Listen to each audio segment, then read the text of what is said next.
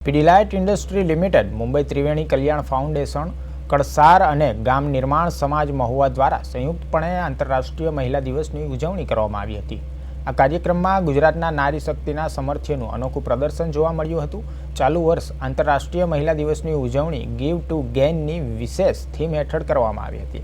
આ વિચારધારાનો મુખ્ય ઉદ્દેશ્ય સમાજને કંઈક અર્પણ કરવાનો અને આર્થિક સામાજિક ઉન્નતિ મેળવવાનો છે। કાર્યક્રમમાં ઉપસ્થિત વક્તાઓએ જણાવ્યું હતું કે જ્યારે એક મહિલા સશક્ત બને છે ત્યારે આખા પરિવારને સમાજને તે ગતિ આપે છે। આ કાર્યક્રમમાં ભાવનગર કલેક્ટર મુખ્ય અતિથિ તરીકે ઉપસ્થિત રહ્યા હતા। આપણા મહુવાના કલસારમાં જે ત્રિવેણી કલ્યાણ ફાઉન્ડેશન અને પીડીલાઇટ છે એના સહયોગથી મહિલાઓનો જે રાજ્ય સ્તરનો પ્રોગ્રામ છે એનું આયોજન થયું હતું અને એમાં સખી મંડળોની લગભગ 3000થી વધારે મહિલાઓ આખા ગુજરાતમાંથી આવી છે।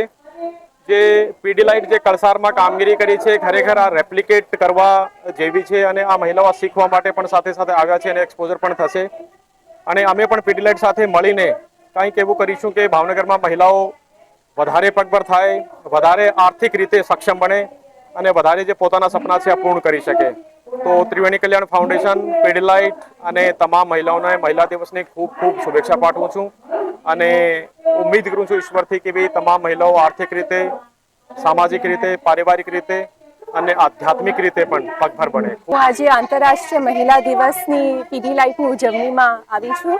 બહુ જ મને ગર્વ થાય છે આટલા બધા મહિલાઓને જોઈને, કઈ રીતે એ લોકો કામ કરે છે, કઈ રીતે એ સ્વતંત્ર છે અને હું આશા રાખું છું કે બહુ જ આગળ વધે, હજી વધારે મહિલાઓ જોઈન થાય એવી જ હું આશા રાખું છું અને બધાને હું શુભેચ્છા પાઠવું છું। બધું પ્રવૃત્તિ અમે કરીએ છીએ, અમને ઘણો બધો આમાંથી પ્રવૃત્તિમાં બહુ નહીં સારા પૈસા, સારી ઇન્કમ મળી છે। આ બધી અમે વેચીએ કરીએ અને આમાંથી અમને મંડળ દ્વારા, જય મંગલ મંડળ દ્વારા આ બધી પ્રવૃત્તિ અમે શરૂ કરી છે।